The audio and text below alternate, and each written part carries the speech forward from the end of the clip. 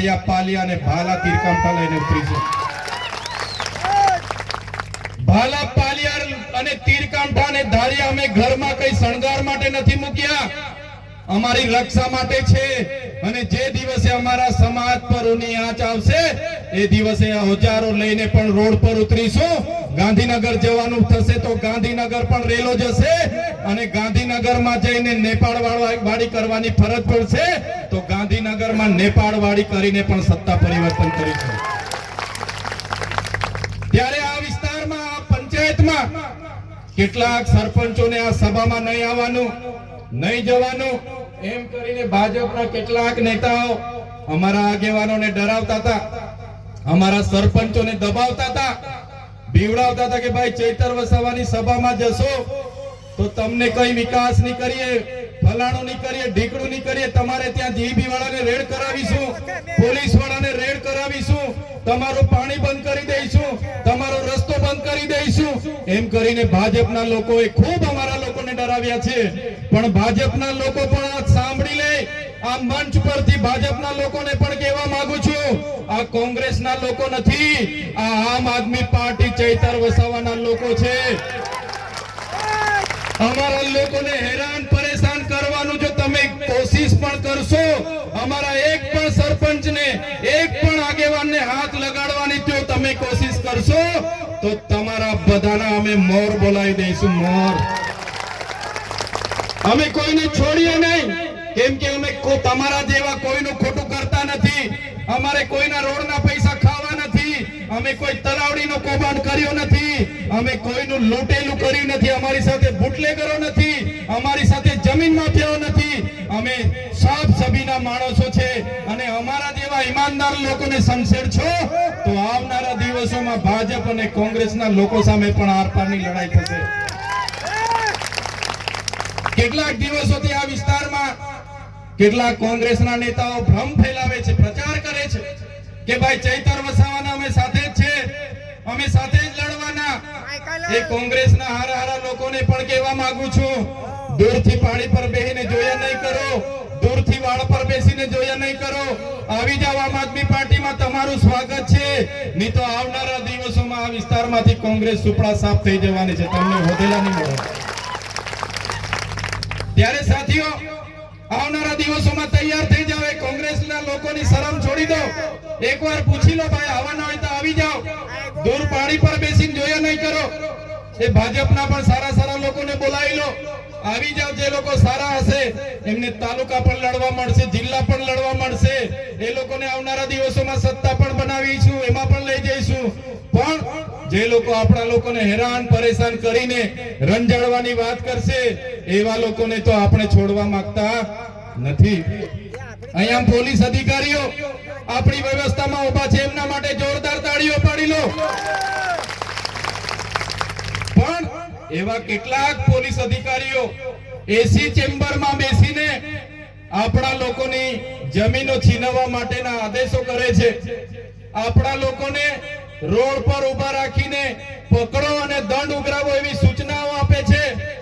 એવા ઉચ્ચ પોલીસ અધિકારીઓ પણ સાંભળી લે, આ આદિવાસી વિસ્તાર છે, અનુસૂચિત વિસ્તાર છે, પૈસા એક વિસ્તાર છે, અહીંયા ગામ સભાનો પાવર લાગે છે। તમે કોઈને પૂછ્યા વગર કોઈ પણ ગામમાં ઘૂસી જશો, કોઈને પૂછ્યા વગર અમારા લોકો સાથે દંડાવાળી કરશો, અમારા લોકોને હેરાન કરવાનું પરેશાન કરવાનું કરશો તો અમારો પણ સમય આવશે અને એ દિવસે તમારો બધાનો પણ હિસાબ કિતાબ અમે કરી દઈશું। એ પોલીસ અધિકારીઓ જે ઉચ્ચ કક્ષાના છે એ કેટલાક ભાજપના ધારાસભ્યને, કેટલાક ભાજપના સાંસદના ઈશારે આ વિસ્તારમાં અમારા અધિકારીઓ, અમારા આગેવાનોને હેરાન પરેશાન કરવાનું કામ કરે છે, પ્રોજેક્ટના નામે અમારા લોકોની જમીનો લેવાનું કામ કરે છે। એવા એસી ચેમ્બરોમાં ગાંધીનગર બેઠેલા પોલીસ અધિકારીઓને પણ કહેવા માંગુ છું, અમારા આદિવાસીઓને હેરાન પરેશાન વાળી કરવાનું ભૂલી જજો। અને જે પાડલિયામાં થઈ છે એવી ઘટના આવનારા દિવસોમાં આ વિસ્તારમાં પણ થશે, અને નેપાળ તો નેપાળ વાળી પણ કરીશું। અમે કોઈના બાપથી ડરતા નથી, અમે આ જમીનના માલિકો છે, અમે મૂળ માલિક આદિવાસીઓ છે, ત્યારે કોઈને પણ ડરવાની જરૂર નથી। સાથીઓ તલાટીથી લઈને કલેક્ટર સુધી, હોમગાર્ડથી લઈને એસપી સુધી, અને ધારાસભ્ય હોય કે સાંસદ હોય, મંત્રી હોય કે તંત્રી હોય કે સંત્રી હોય, મુખ્યમંત્રી હોય, એમની ગાડીઓનો એમનો પગારનો ખર્ચો તમારા બધાના ટેક્સમાંથી આવે છે. કલેક્ટરનો પગાર તમે આપો છો, એસપી પીએસઆઈ નો પગાર તમે ચૂકવો છો, અમારા જેવા નેતાનો પગાર પણ તમે ચૂકવો છો. એટલે અમારા સેવા લોકો સામે અને કલેક્ટરો સામે કે એસપી સામે બે હાથ જોડીને સાહેબ સાહેબ કરવાની જરૂર નથી. ક્યાંય પણ તમારું કામ હશે, એ પોલીસ સ્ટેશન પણ આપણું છે, એ કલેક્ટર કચેરી પણ આપણી છે, એ એસપી કચેરી પણ આપણી છે. વડ કે સાથ માલિકની જેમ જજો અને તમારા જે સેવકો છે એમને તમારા કામનો આગ્રહ કરજો. તમારું કામ નહીં કરી આપે, તમારી સાથે છીછરાઈ વર્તન કરશે, તમારી સાથે અત્યાચાર કરે, તો આ ચૈતર વસાવાને આમ આદમી પાર્ટી બેઠી છે, એમને જવાબ આપણે ઈંટનો જવાબ પથ્થરથી આપીશું. ત્યારે સાથીઓ, આ વિસ્તારના કેવડિયાના લોકો માટે અમે લડીએ. આ વિસ્તારમાં જે કૌભાંડો થયા, નલ સે જલ માટે લડ્યા. આ વિસ્તારમાં જે મનરેગાનું કૌભાંડ થયું એના માટે લડ્યા. આ વિસ્તારના ખેડૂતોને જ્યારે કપાસનો ભાવ નહોતો મળતો એના માટે અમે લડ્યા. આ વિસ્તારના બાળકોને સારું શિક્ષણ મળે એના માટે અમે લડીએ. ત્યારે આ ભૂપેન્દ્રભાઈ પટેલની ભાજપની સરકારને ગમ્યું નહીં. એમના કેટલાક અહીંના ઉચ્ચ અધિકારીઓ ભાજપના એજન્ટ બનીને કામ કરતા હતા. એને કીધું કે ચૈતર વસાવા પર એફઆઈઆર કરો, અને ચૈતર વસાવા પર સામાન્ય બાબતમાં એક ખોટી એફઆઈઆર કરવામાં આવી. મને ત્યાં ડેડિયાપાડા પકડી લેવામાં આવ્યો. પકડી લઈને જબરજસ્તીથી આ પોલીસના અધિકારીઓએ રાજપીપળા લાવવા માટે ઘસડીને મને જીપમાં બેસાડી દીધો. મેં કીધું હું ધારાસભ્ય છું, મેં પણ અરજી આપી છે, શું થયું એની વાત કરો. મારા પરિવારના લોકો આવ્યા કે ભાઈ શું થયું, પણ ઉપરથી ઓર્ડર છે અને અમારે તો પકડવા જ પડશે, લઈ જવા પડશે, નહીં તો અમારી નોકરી જશે એમ કરીને પીઆઈ પીએસઆઈ એમના ડીવાયએસપી લોકોએ અમને પકડી લીધા. મને રાજપીપળા લઈ આવ્યા, જેલમાં રાખ્યો. પહેલો દિવસ મને જૂની જેલમાં રાખવામાં આવ્યો. ત્યારે મારા નિરંજનભાઈ હોય, વિક્રમભાઈ હોય, આશુતોષભાઈ હોય, મારા ધર્મેશભાઈ હોય, કિરણભાઈ હોય, બધા મારા યુવાન સાથીઓ મળવા માટે આવ્યા.